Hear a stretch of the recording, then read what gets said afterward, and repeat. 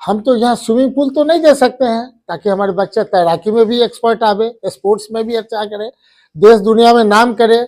जहाँ यहाँ से जो पढ़ाई करके जाते हैं, जिस क्षेत्र में जाते हैं उस जगह नाम करे। कोई कहता है कि बॉल चाहिए, कोई कहता है कैरम बोर्ड चाहिए, कोई स्पोर्ट्स का साधन चाहिए। जहाँ पे भी हम जा रहे हैं, आप देख रहे होंगे फलाउल मदरसा में हम लोग हैं यहाँ खड़े हुए। जब पहली बार 2015 में यहीं से स्टार्ट किए थे और सबों का एक सोच था कि ये मदरसा नंबर 1 मदरसा कैसे बने।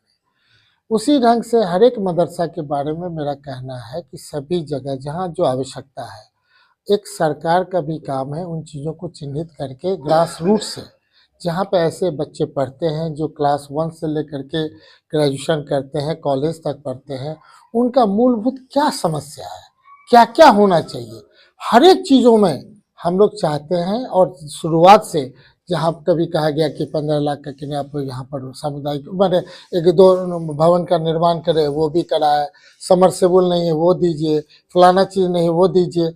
एक इन लोग का हमेशा सोच रहा।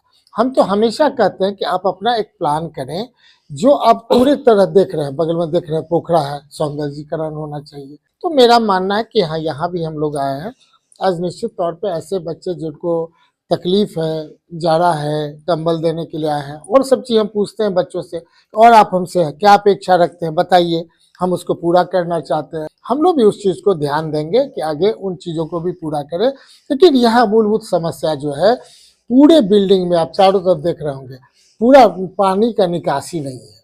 चारों तरफ पूरे बिल्डिंग जो है पानी का निकासी होना चाहिए, तालाब का सौंदर्यीकरण होना चाहिए, और एक सुंदर सा जो बचा हुआ जगह है उसमें लगभग 12-14 कोठरी डबल स्टोरी बिल्डिंग बनना चाहिए। तो हम लोग सभी चीज़ों को बोले हैं कि जैसे पूर्व में भी आप दिए थे, तो जो काम आपने देखा है आगे भी आप हमें दें, और जिस तिथि से आप दीजिएगा उस तिथि के बाद हमारा काम शुरुआत होगा।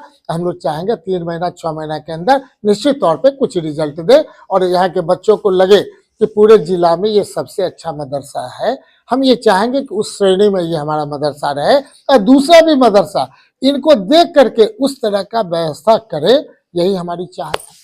नगर विधायक श्री समीर कुमार महासेठ जी तो पूरे विधानसभा क्षेत्र में सभी समुदाय के विधायक हैं, लेकिन खासकर ये मदरसा फलाहुल मुस्लिमीन, इनके लिए हमेशा दुआ करते रहते हैं कि हमारे विधायक हयात से रहे और हमेशा विधायक रहे, हमारा नुमाइंदा बन के रहे, हम लोगों की नुमाइंदगी करे, सब समुदाय पर ध्यान दे, तो हम लोगों पर भी ध्यान दे।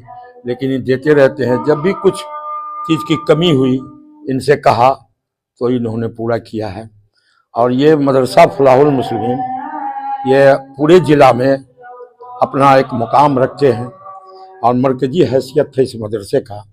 यहाँ कुल 700 बच्चे पढ़ते हैं, मुकामी, बैरूनी, इलाकाई, लेकिन उसमें 250 बच्चे जो जागीर में पढ़ते हैं, जागीर में रहते हैं। यहाँ जागीर मतलब यहीं से उसका व्यवस्था होता है, खाने का, रहने का, सोने का, सब चीज़ का, किताब का सब व्यवस्था हम लोग आपस में चंदा करते हैं महीना का।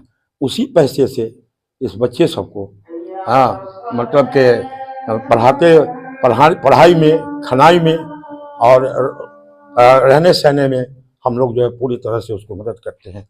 चाहे वो बीमार हो जाए तो इलाज कराने में, उसका खाने में कोई कमी नहीं हो, खाना कोई खराब नहीं मिले, उस सबको देखते रहते। हम यहाँ के सेक्रेटरी हैं वारिस अंसारी, जो हम रीजनल हैंडलूम कोऑपरेटिव यूनियन के भी चेयरमैन रहे 90 से 94 तक, और 17 से लेके 23 तक हम नगर परिषद के वाइस चेयरमैन भी रहे, और वहाँ के डिप्टी मेयर भी रहे। आज हम यहाँ के सेक्रेटरी हैं, लगभग 10 साल से मदरसा का सेवा कर रहे हैं।